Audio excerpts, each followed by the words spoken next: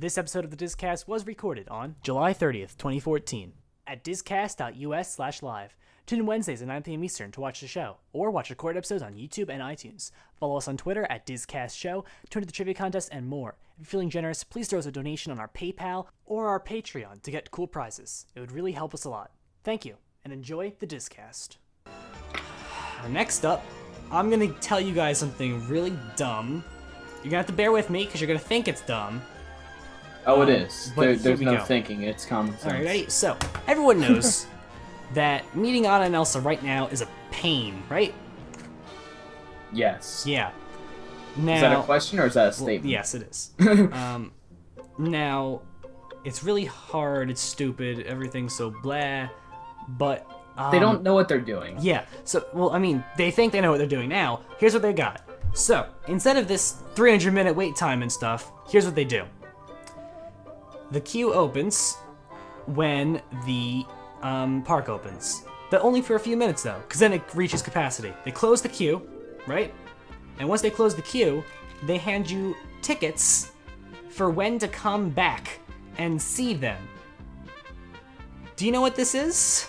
They've literally invented Fastpass. Look at this new cool thing. It's Fastpass. So now the standby queue does not exist anymore.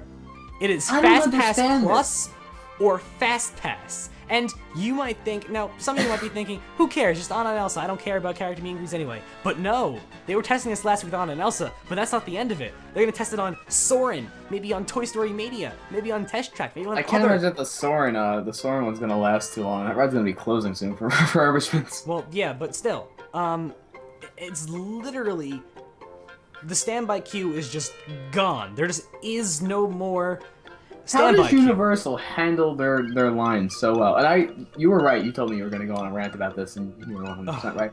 But you're so frustrated. I was ranting to my mom about it earlier because there was no one else to rant about it to. It just, it's dumb. I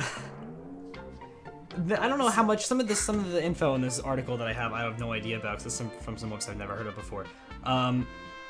But yeah.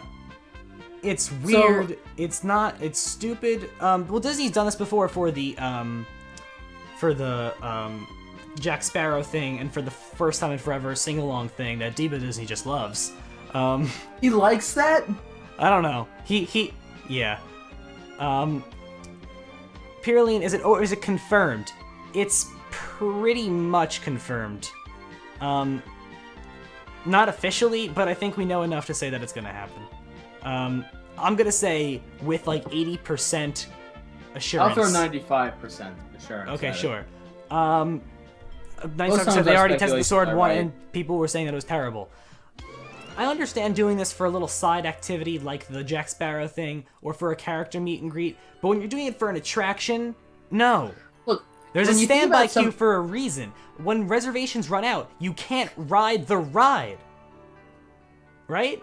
Like, that's what they're doing. So they have to. I can't imagine them thinking that this is going to have like lasting implements. Look, this is a terrible idea for the Walt Disney Company, right? They just invested a stupid amount of money in making all the queues interactive, and now they're going backwards. Now they're saying we don't need this anymore. Going backwards. It makes no sense at all. I mean, I was talking to Diva Disney on Twitter. Okay, and he said, maybe we should just have 3 lines.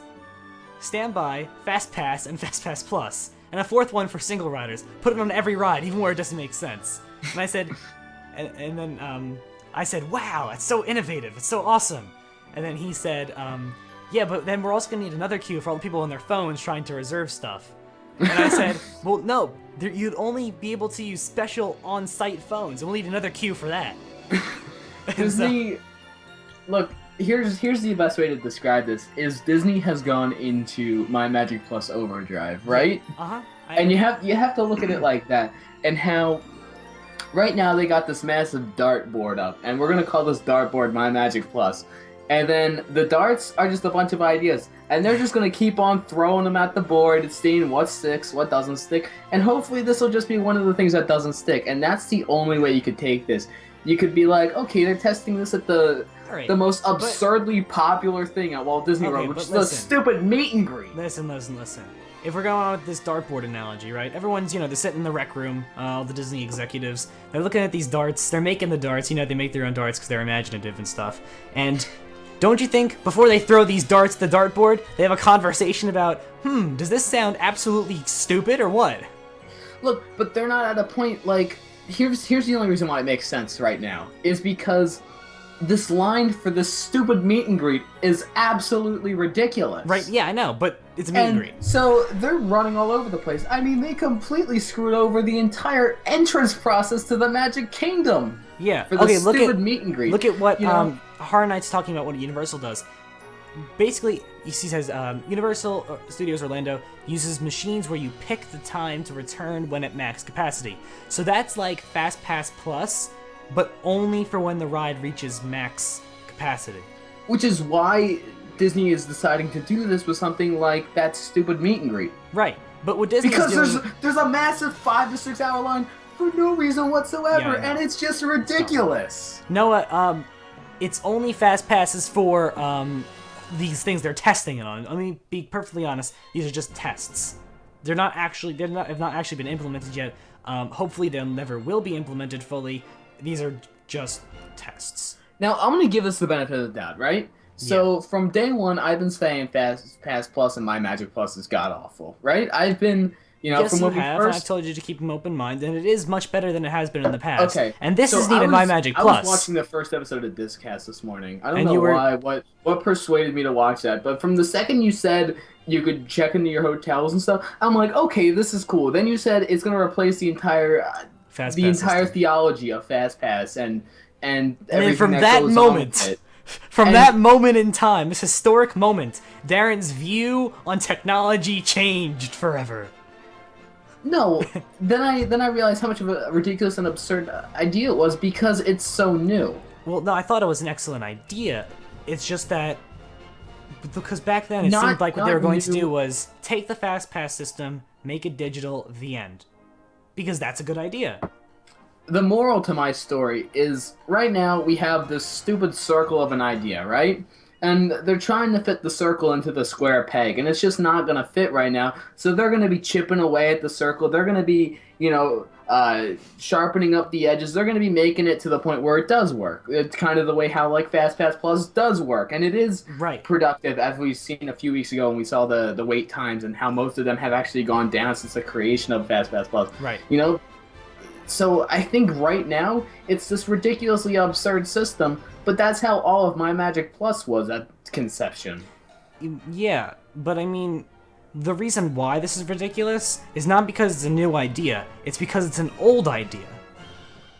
It's because this is a 20-year-old idea that they discontinued last year. Yeah. And so now what they're doing is they're slowly bringing it back. They're slowly bringing it back, and they're hoping no one notices. But everyone notices. That's what it is. It's a stepping stone. Yeah. They're looking for a solution to this absurd, obnoxious, ridiculous line problem that they have at this stupid Anna and Elsa meet and greet, which is popular for God knows what reason. And they're just trying to find a solution. That's all that they care about. I mean, even the stupid Hollywood studio stuff that they're doing with Frozen, like, that's just to divert the crowd and be like, it's not as rare anymore. Yeah. I was reading a comment on... No, I'm not going to go that direction. I was going to say, well, whatever, I'll talk with the comment. Someone said, instead of, doing these, coping with the large meet and greet wait we have right now, let's just move Anna and Elsa everywhere. Let's put them back in Norway. Let's shove them in front of, the Sorcerer's Hat. Let's shove him. Did that. Let's that's just what stick Hollywood him. Studios Yeah, I know. Stint is. Exactly. That's why they have fireworks there. Why do they have fireworks in Hollywood Studios? There's no need for it. Why is there ice skating there? Why is there a stupid sing-along show? It's just to get people to diversify and spread out. Yeah, but clearly it has not done that, and that's why they're doing this to deal with the still huge line. Parents should stop taking their kids to Disney. That's the solution. Disney, turn into Universal. Destroy all the kid rides and just... No. You know what happens? We tell everyone to stop going to Disney. Disney freaks out, lowers their prices, and then we win. And then we all act. Yeah. Oh god, it'd be interesting. But yeah, that's pretty much the deal. End rant for now. Oh, I like that rant. That was a good rant. Yeah. That's gonna be That a was good pretty video. comparable. We hope you enjoyed this DisCast News Bite. If you want to watch the entire show, the link will be in the description below, and you can always watch the shows live Wednesdays at 9 p.m. Eastern at discast.us/live.